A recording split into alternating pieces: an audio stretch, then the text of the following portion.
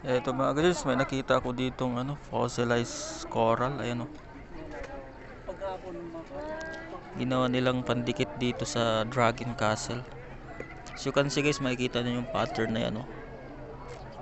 Although kinakain na siya ng silica, pero makikita nyo pa yung mga pattern niya, mga ancient sea creatures nun. Ayan na fossilized na siya. So I think it talks millions of years bago ito mabuo. So it's a great privilege guys na kinakita natin ito. Ayan o.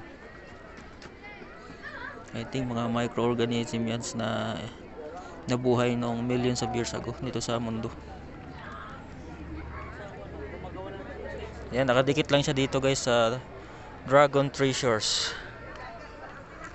Castle. Dragon Castle pala. Ayan.